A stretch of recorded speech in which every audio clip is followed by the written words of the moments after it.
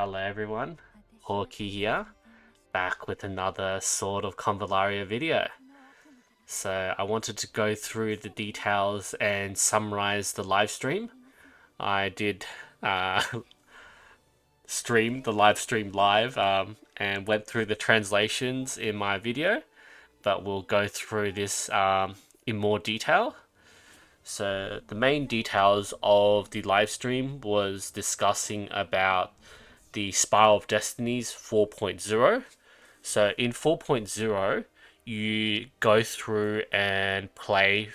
So in the Spiral Destiny modes, this will cost keys, and you play from the viewpoint of Inanna through the wave run incident, and we can see like Aisha and how this has really affected and changed Inanna.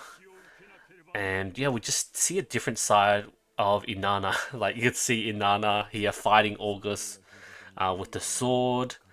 There's the hobo beggar version of Inanna being captured, and then Luffy like helping her out. Inanna versus Miguel, and yeah, there's like very exciting content. There's Aisha pretending to be Inanna as the scapegoat. And then this is where Inanna could see Aisha being hanged, essentially. Like just a different side of the story that we experience. And yeah, we just see it from Inanna's view. We can see her grow and progress as a person. So I think this is going to be really exciting for us. And yeah, Inanna, she didn't have much death in Spiral of Destiny, so they really I think this is a really nice story. They decide to also sort of condense the Spiral Destinies. They felt like the sort of story and everything was like a bit tedious, so they wanted to combine a lot of the story together to make it easier and more comfortable to experience in one go. And like going through like these like flashbacks and like summarized images instead of like speech bubble after speech bubble, and then slowly progressing to with what's happened there. So here we get a preview of the new characters. So this is Afra. She's going to be a destroyer unit, and this is going to be Nitya, and she's going to be a seeker angel. And we've seen Luffy before. He has been released already in the game for CN and Taiwan. And this is Aisha, who's going to be a defender unit. So yeah, this is going to be really exciting. And we've seen Inanna's skin there, which we can already we pretty much got for those who have gotten her.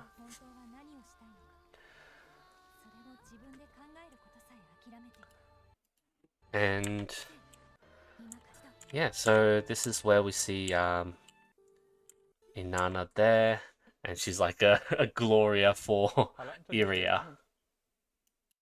And they have made various adjustments to Towerversity. So for Towerversity in CN and Taiwan, there was 18 seasons, and then there was a pause that happened to Towerversity. And there was a lot of feedback and complaints about Towerversity, so they did optimize this a bit. So what usually happened in Towerversity is when you start Towerversity, you have to set up two teams. So 2 teams of 6, you have to fully set up the equipment before you enter Towerversity. And there's going to be an upper floor and a lower floor. And for both the upper and lower floors, there's going to be 2 stages. And you can't change like anything between those 2 stages. You can't swap equips or characters over for this either. And what they've decided is they've adjusted it so the upper and lower floor only has 1 stage. And they also adjusted it that going into this, you don't have to set up your equips and characters beforehand. So just like a standard battle, you already go in and you could choose the characters and equip them as you want when beating the initial floor. So after beating the first floor, what you'll do is when you go to the either the upper or lower one, the one you haven't beaten, you see the characters that you use for the previous one, they're all locked. You can't use those characters again, and the equipments are locked. But all the rest of the characters and equipments are available to you. So that's a good improvement and optimization because people were worried about, it was really tough to like change equips, and if you screwed up with equips or characters, it's going to be annoying to keep going back and changing it. And the other issue with Towerversity is that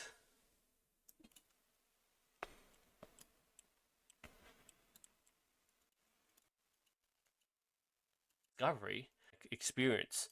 So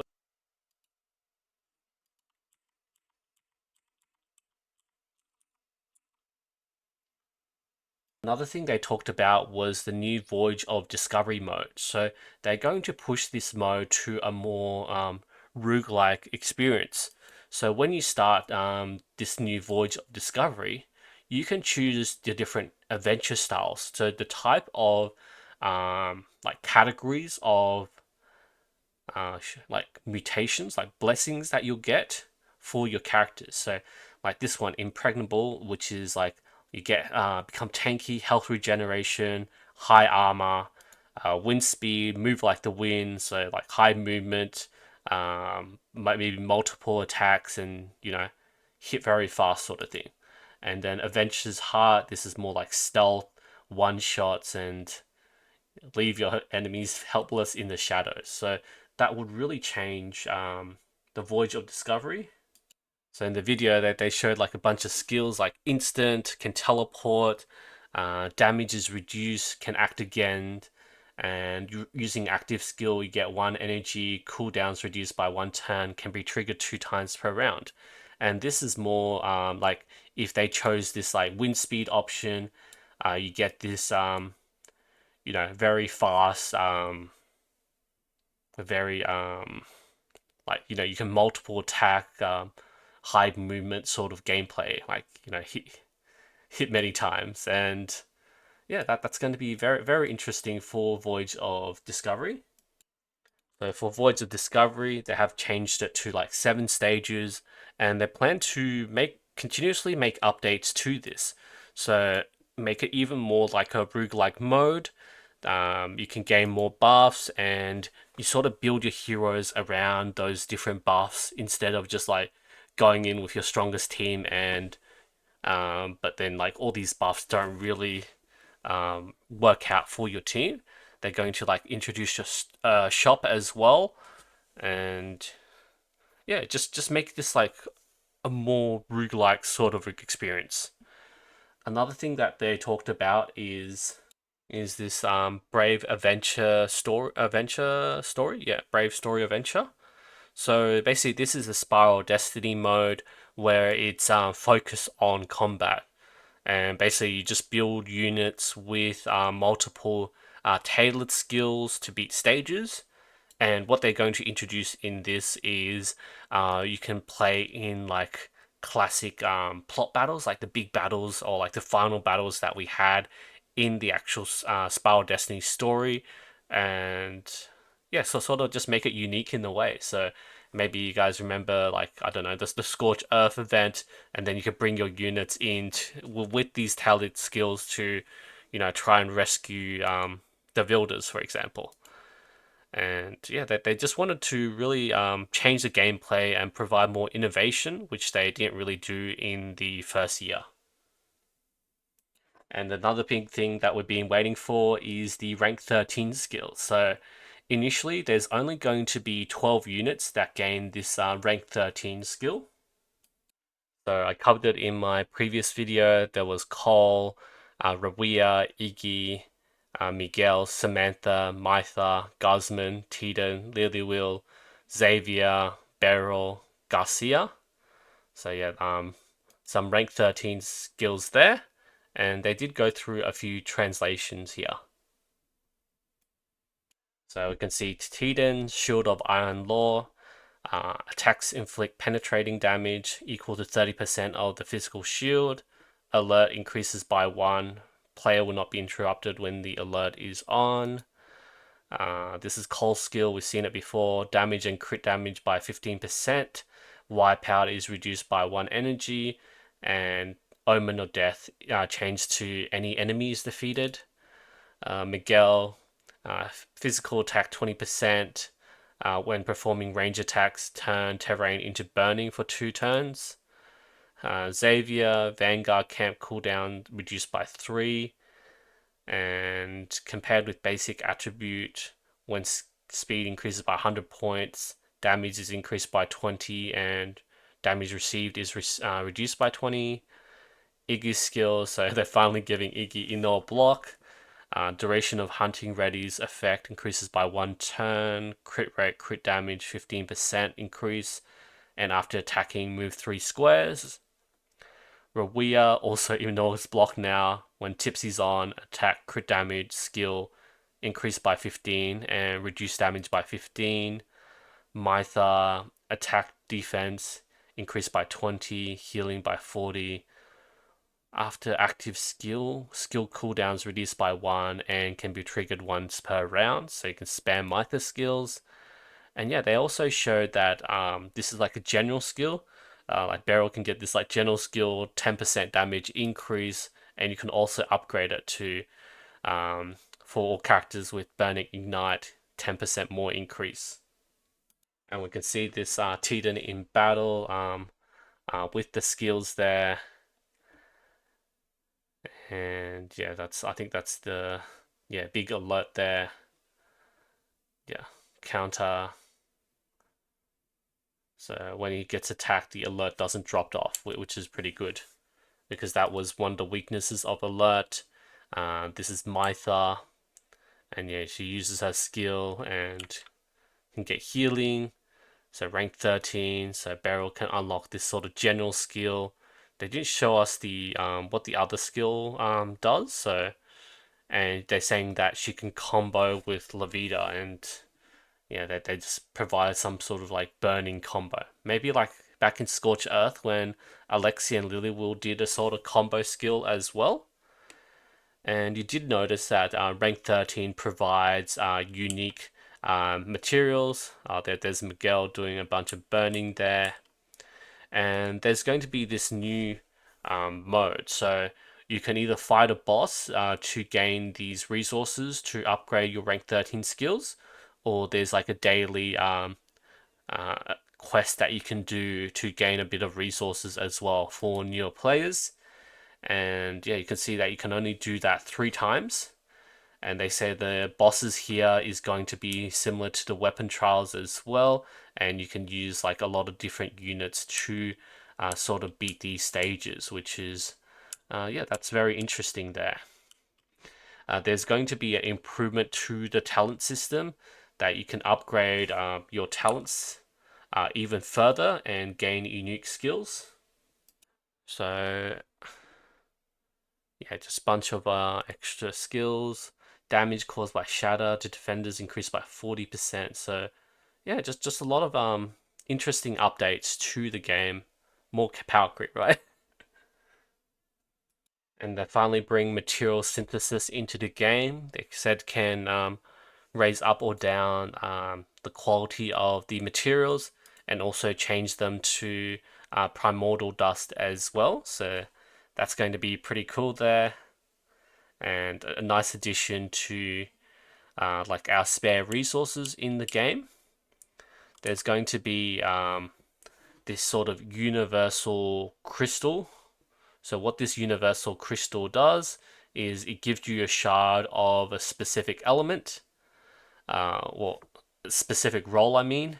And with this, you can actually use this to star up your characters. So it's like general shards. So they haven't really gone much into detail on how you can obtain it, but it is definitely something in the works there, which is really good. What else is there? Oh yes, they said that you can update the decoration of your house. They're going to make a lot of more unique furniture that can be like interactive with, like this box opens when you go near it, and just make the sort of house sort of bigger as well. So you can place the furniture in more areas, and also like when you go outside, maybe there's going to be like more places to explore, like a new island, that sort of thing. And here they go through the recent updates to the game. So there's another puzzle event that you can play through and sort through the pieces until you get it right. You can see them struggling there a bit. That's another guild code event. I don't think there's any really further guild content that we have besides the recent one we got. So in Spiral Destinies, you complete the quest to get rewards. That's stuff we've seen before, and yeah, just slowly unlock the details. Just a basic check-in event, and I think that's Inanna's weapon that you can get as well. So, um, is that like Inanna Alter's weapon? Let me go see the details.